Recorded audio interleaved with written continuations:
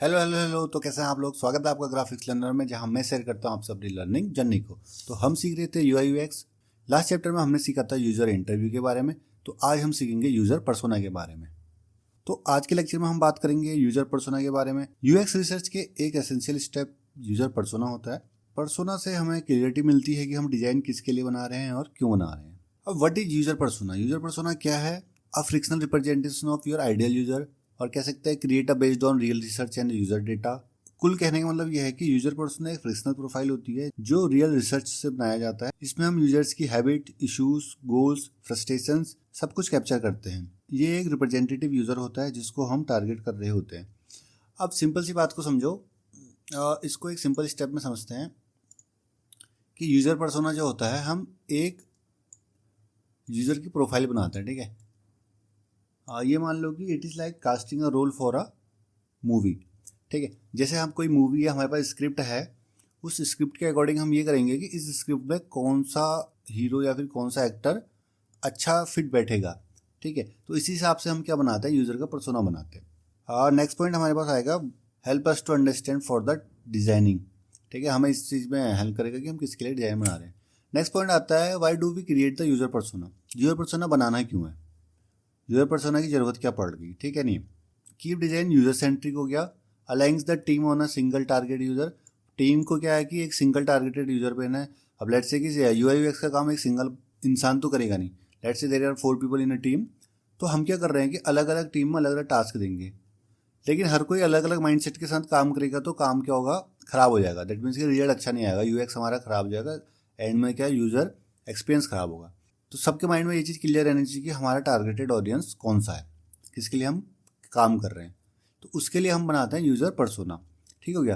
Predicts user behaviour. User के behaviour को predict कर सकते हैं। Reduce the assumption based design mistake. ठीक है, नहीं। डिजाइन बेस्ड जो एजम्पशन बेस्ड डिजाइन होता है उसको रिड्यूस कर सकते हैं। यूजर को ये शायद पसंद नहीं आ जाएगा, शायद उसको ये प्रॉब्लम होगी, तो इससे बेटर है कि हम एक अपना यूजर पर्सोना बनाए, उसके बिहेवियर, उसके उस पर वर्क करें। ठीक है, उसके प्रॉब्लम, उसके फ्रस्ट्रेशंस पे वर्क करें।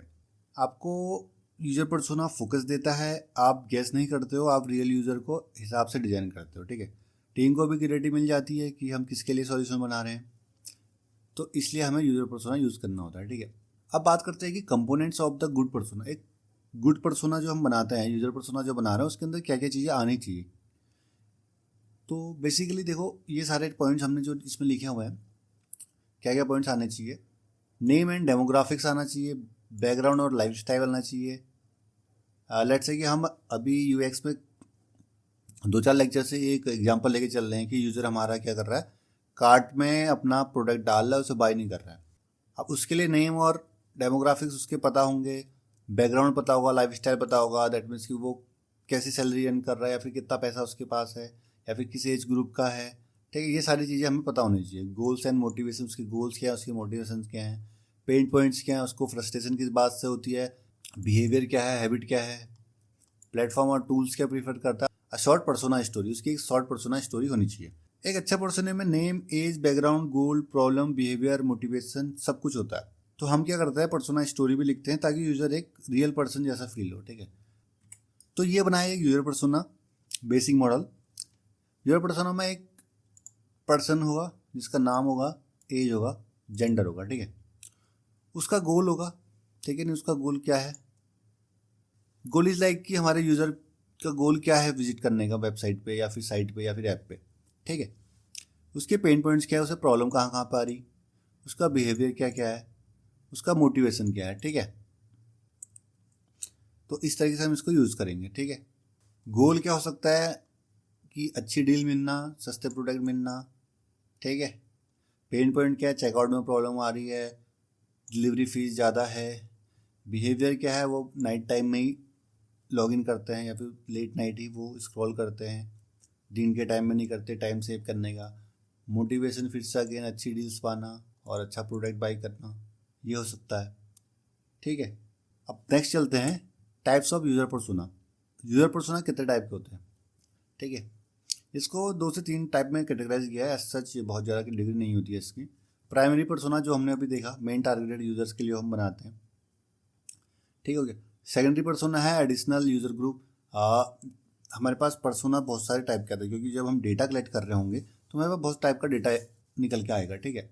तो उस डेटा में से हम दो कैटेगरी या एक कैटेगरी या दो कैटेगरी बना सकते हैं। प्राइमरी पर्सोना होगा जिसमें मेजोरिटी ऑफ यूज़र आएगा, सेकेंडरी जिसमें थोड़ा कम आएगा, फिर टर्सरी को छोड़ देंगे, ठीक है। या फिर बना भी सकते हैं, मतलब वो ज़्यादा कन्फ्यूज करेगा, जितना ज़्यादा बनेगा तो प्राइमरी और सेकेंडरी ही रखा जाएगा।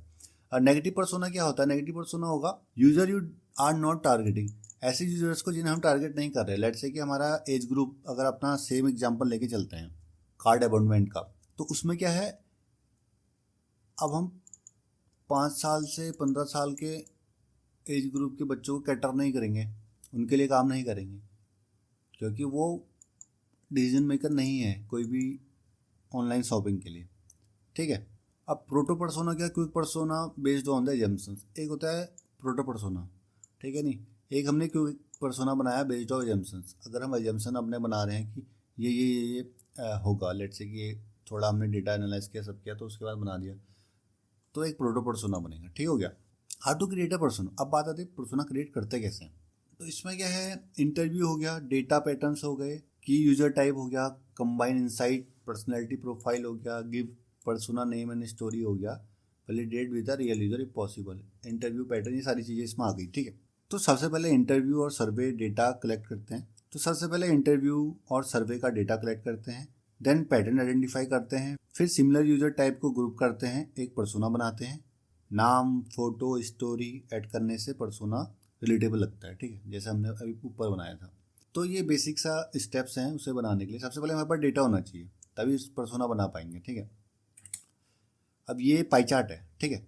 अब ये गोल है, लेट्स से ये गोल हो गया, ये एज हो गया और ये पेन पॉइंट हो गए, ठीक है। तो हमारा जो फाइनल पर्सोना बनेगा, ठीक है, तो उसमें हम गोल कौन सा डालेंगे? ये गोल डालेंगे, ये गोल डालेंगे, ये गोल डालेंगे, ये वाला गोल डालेंगे ना, क्योंकि मेजोरिटी यूजर्स ने ये वाला गोल को चेक किया है या फिर ये वाला गोल लिखा है। एज की बात कर रहे हैं, 35 साल के यूजर भी है, 23 साल के यूजर, ज़्यादा यूजर कौन से हैं? 23 साल के। तो 23 साल के यूजर, हमारा यूजर पर्सोना का जो फॉर्म होगा, यूजर पर्सोना जो बनेगा, उसमें जो हमारा यूजर होगा 23 साल का होगा, ठीक है। पेन पॉइंट क्या होगा? जो रेड में है वो ज़्यादा पेन पॉइंट है लोगों का, ठीक है नहीं, चेकआउट का प्रॉब्लम लेट से, तो ये वाला हमारा पेन पॉइंट बनेगा यूजर के लिए। सेकेंडरी में ये बन सकता है, टर्सरी में ये बन सकता है, ठीक है।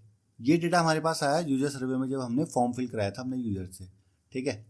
मैंने दिखाया था आपको कि यूजर सर्वे में इस तरीके का फॉर्म बनाते हैं करके, ठीक है। और देन यूजर पर्सोना बनाते हैं। यूजर पर्सोना बनाने के लिए मोस्टली हम यूज़ करेंगे फिग्मा, ठीक है।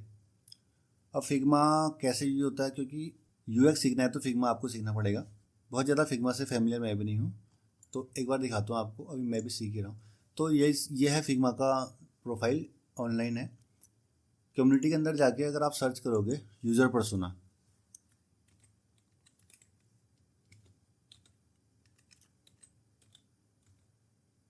यूज़र पर्सोना, ठीक है, आपको बहुत सारे टेम्पलेट मिलेंगे इसमें यूज़र पर्सोना से रिलेटेड, ठीक है। तो आप किसी भी टेम्पलेट को लेके आ सकते हो, ठीक है। तो अभी सिर्फ देखते हैं किस टाइप का डेटा इसमें होता है, ठीक है। सिर्फ देखने के लिए हम इसको खोल रहे हैं, इस तरीके से देखो। अब ये एक यूजर पर्सोना है, ठीक है। इसमें क्या है, उसका नाम है, पर्सोना का रोल है, एज क्या है, लोकेशन क्या है, ठीक है नहीं है, मोटिवेशन क्या है, उसका गोल क्या है, पेन पॉइंट्स उसमें आएंगे, पर्सनैलिटी में क्या क्या आएंगे, ठीक है नहीं है, टेक्निकल स्किल्स आएंगी, ब्रांड्स आ गई, ठीक है। तो इस तरीके से हमारे पास यूजर पर्सोना के टेम्पलेट्स बहुत सारे रहेंगे, तो हम किसी को भी जाके यूज़ कर सकते हैं। लेट्स से क्या है, इसको खोल के देखते हैं, ओपन दिस इन फिग्मा। तो ये इस तरीके से है, देखो, इंटरेस्ट हो गया, इन्फ्लुएंस हो गया, नीड एंड एक्सपेक्टेशंस हो गया, मोटिवेशन हो गया, गोल्स हो गया, पेन पॉइंट हो गया। तो यही चीज़ हम लोग डिस्कस कर रहे हैं। इसी चीज़ से हमारे पास क्या होता है, फाइनल यूजर पर्सोना बन के आता है। तो यही चीज़ हमें टारगेट करनी है अपने यूज़र के लिए, ठीक है, कि उसके पेन पॉइंट क्या है, उसका इंटरेस्ट क्या है, उसका मोटिवेशन क्या है, और उसका एक्सपेक्टेशन हमसे क्या है, गोल्स क्या है। तो ये सारी चीज़ें हमें टारगेट करनी होती है, ठीक हो गया। फिर चलते हैं अपने वापस। तो नेक्स्ट आता है बेनिफिट ऑफ यूज़र पर्सोना। अब बात करेंगे यूज़र पर्सोना के बेनिफिट क्या क्या होते हैं। Help to build empathy with user, sharp UX decisions, better content strategy, more meaningful UX design, ensure product solve real user need, ठीक है। बेसिक से पॉइंट है, एम्पैथी क्रिएट करना, यूएक्स डिसीजन लेने में शार्पर होना, यूआई एलिमेंट यूज़र के behaviour के हिसाब से बनाते हैं और प्रोडक्ट रियल यूज़र प्रॉब्लम को सॉल्व करते हैं, ठीक है नहीं। जो हमारा बनेगा फाइनल प्रोडक्ट वो रियल यूज़र प्रॉब्लम जो होगी उसको सॉल्व करेगा। नेक्स्ट चलते हैं, बात करते हैं कॉमन मिस्टेक्स क्या क्या हो सकती हैं एक यूज़र पर्सोना बनाने में, उसको ध्यान में रखने वाली चीज़ें क्या क्या हैं। Create a persona without research. Creating, अब तुमने रिसर्च ही नहीं करी, तुम्हारे पास यूज़र डेटा है ही नहीं, ठीक है, यूज़र सर्वे कुछ भी किया, डेटा कुछ दिया, तुमने अपने हिसाब से यूज़र पर्सोना बना दिया, तो आपका रिजल्ट भी बेकार ही आएगा, यूज़र के हिसाब से नहीं आएगा। Making too many personas, persona एक या दो बहुत है, बहुत ज़्यादा पर्सोना बनाओगे, जितना ज़्यादा पर्सोना उतना ज़्यादा कन्फ्यूजन, तो पर्सोना नहीं बनाने, पर्सोना एक या दो बहुत है, primary secondary. Adding unnecessary details, अब पर्सोना के अंदर आपने बहुत ज़्यादा अननेसेसरी डिटेल्स डाल दिए, ठीक है, तो वो भी नहीं करना है, उससे फिर इशू आए। Not updating persona over time, time to time persona update भी रहना चाहिए, वो भी ज़रूरी है। तो सबसे बड़ी मिस्टेक होती है कि बिना रिसर्च करे पर्सोना बनाना। दूसरी मिस्टेक हम कह सकते हैं कि अननेसेसरी डिटेल, जिससे कन्फ्यूजन बढ़ता है। और तीसरी मिस्टेक कह सकते हैं पर्सोना को अपडेट ना करना। ये हो सकता है हमारे कॉमन मिस्टेक्स, जिसकी वजह से हमारे रिजल्ट ख़राब आ सकते हैं। रिजल्ट ख़राब आने से मतलब है कि जो यूज़र है हमारा, जिसको हम आपने एक प्रोडक्ट बना के लास्ट में दे दिया है, उसका एक्सपीरियंस ख़राब हो जाएगा, क्योंकि उसके हिसाब से प्रोडक्ट डिजाइन ही नहीं हुआ है, ठीक है। अब बात करते हैं कंक्लूजन की। कंक्लूजन क्या है हमारा, persona turns research into a clarity. आपकी जो रिसर्च है उसकी क्लियरिटी दे देता है एक पर्सोना अगर आप बनाते हो तो, ठीक है। यूजर पर्सोना एक फाउंडेशन स्टेप होता है, अगर पर्सोना सही बनता है तो डिज़ाइन डायरेक्शन ऑटोमेटिकली सही हो जाती है। तो कंक्लूजन यही है, देखो, क्लियर पर्सोना होगा तो आपको क्लियर डिज़ाइन डायरेक्शन होगी, क्लियर डिज़ाइन डायरेक्शन होगी तो बेटर यूएक्स होगा। तो इस फॉर्मूले को याद कर लो, सिंपल सी बात है, clear persona, clear design direction, better UX, इससे ज़्यादा कुछ भी नहीं है, ठीक है। पर्सोना जितना ज़्यादा क्लियर होगा उतनी ज़्यादा डिजाइनिंग डायरेक्शन क्लियर होगी, उतना ज़्यादा हमारा बेटर यूएक्स होगा। बात आती है क्लियर पर्सोना कैसे होगा। क्लियर पर्सोना होगा आपका अच्छी रिसर्च, अच्छा यूज़र डेटा, जितना ज़्यादा आपके पास अच्छा होगा उतना ज़्यादा क्लियर पर्सोना बनेगा, ठीक है। तो आज के लिए इतना ही। अगर वीडियो वैल्यूएबल लगा हो तो लाइक करना, शेयर करना और सब्सक्राइब जरूर करना। तो मिलते हैं नेक्स्ट यूआई लेक्चर में, तब तक के लिए थैंक यू, शुक्रिया और धन्यवाद।